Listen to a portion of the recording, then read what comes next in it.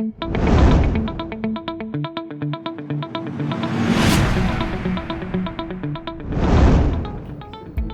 Friends, ઘણા બધા લોકોમાં એવું જોવા મળ્યું છે કે અકારણ ગભરામણ થાય, અકળામણ થાય, બેચેની થાય અને કંઈક સારું નહીં લાગે, અથવા તો એમને ઘણી બધી વખત એવા પણ વિચારો આવે કે મને કંઈક થઈ જશે. અને આવી ચિંતાઓને કારણે ઘણી બધી વખત એમનું પ્રેશર પણ વધી જતું હોય છે. જ્યારે એમના જનરલ પ્રેક્ટિશનર પાસે એ લોકો જાય છે ત્યારે એનું પ્રેશર ખરેખર વધારે આવે છે અને વારંવાર આવી રીતે થવાથી એમની બ્લડ પ્રેશરની દવાઓ ચાલુ થઈ જાય છે. પણ આની પાછળનું એક કારણ એ એન્ઝાયટી પણ હોઈ શકે. અને એન્ઝાયટી એટલે શું?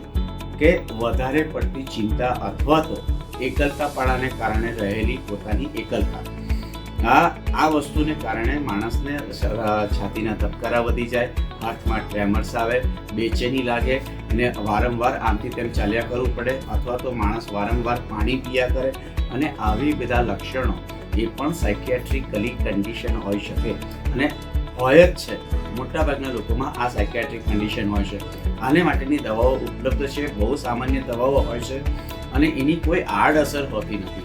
સાથે સાથે ઘણા બધા લોકોને એવો પણ ભ્રમ છે કે સાયકિયાટ્રીની દવા હું લઈશ તો મને ઘેન ચડશે, મારાથી મારું રોજિંદું કામ નહીં થઈ શકે, એટલે એ લોકો એને ટાળે છે. પણ એવું નથી.